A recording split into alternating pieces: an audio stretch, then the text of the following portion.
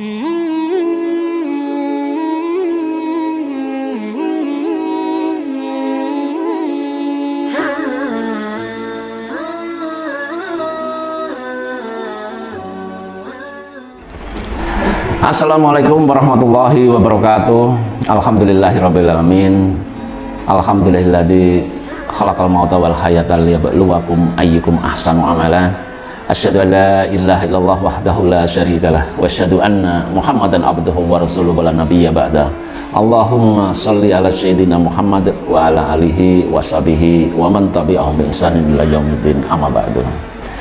Anak-anakku sekalian, siswa-siswi SMP Albana yang Bapak banggakan, marilah kita bersyukur kepada Allah Subhanahu wa taala, kembali kita dipertemukan dengan bulan yang penuh kemuliaan, bulan yang penuh berkah, bulan yang penuh rahmat, yaitu bulan Ramadan di tahun 1444 Hijriah ini.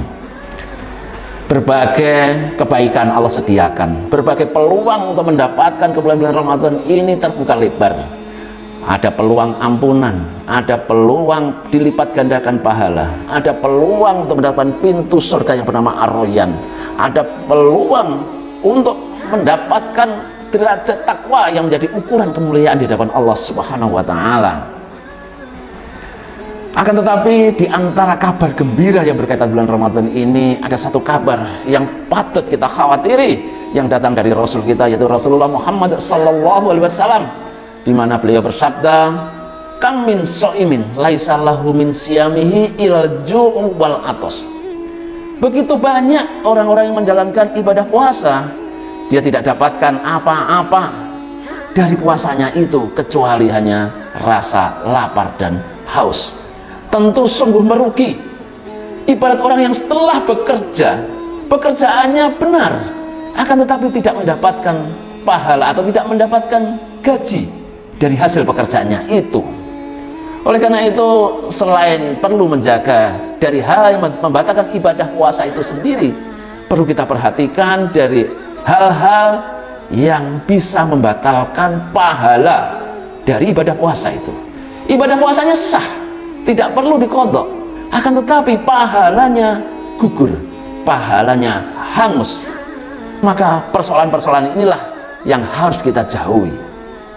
Di antara perkara-perkara yang menjadikan pahala puasa kita itu gugur, yang pertama adalah dusta. Mari benar-benar kita jauhi perkataan dusta ini, berkata yang tidak sesuai dengan kenyataan.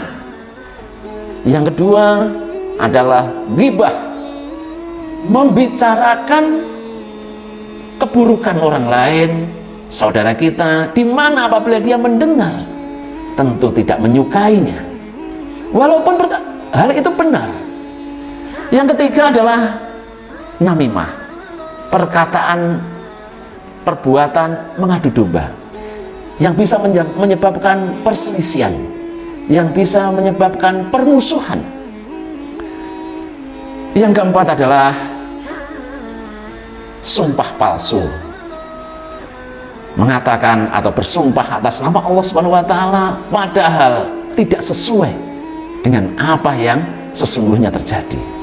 Bukan hanya sumpah palsu ini, bukan hanya terjadi di pengadilan, seringkali juga dalam urusan jual beli misalnya, seorang penjual untuk menutupi kekurangan dari barang yang dijualnya bersumpah bahwa barang ini berkualitas baik, tidak ada cacatnya, padahal mereka menyembunyikan keburukan yang terjadi.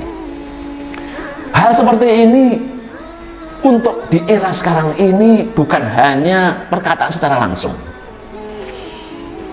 Di era sekarang ini dusta, namimah, ghibah bukan hanya lewat lisan, tetapi juga bisa terjadi melalui jari kita, di mana saat kita menuliskan berbagai hal di sosial media misalnya, tanpa kita sadari yang kita tuliskan berpotensi menimbulkan permusuhan.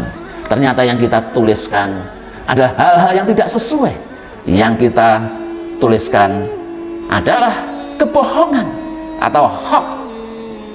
Itu semua termasuk yang mendapatkan peringatan dari Rasulullah ini. Dan selain urusan lisan ini, yang paling penting juga dijaga adalah mata kita.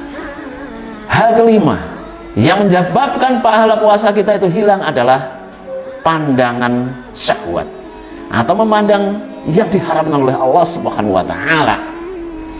Ini juga bukan hanya pandangan yang live, yang langsung melihat objeknya, namun juga di era sekarang ini bisa melalui rekaman, bisa melalui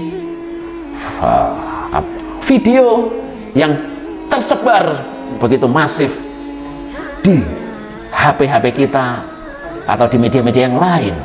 Oleh karena itu, sekali lagi anak-anakku sekalian, marilah kita jaga puasa kita ini. Semoga Allah mudahkan hingga akhirnya nanti kita mendapatkan ketakwaan. Demikian yang bisa Bapak sampaikan, mudah-mudahan bermanfaat. Al-afu minkum billahi wal hidayah. Wassalamualaikum warahmatullahi wabarakatuh.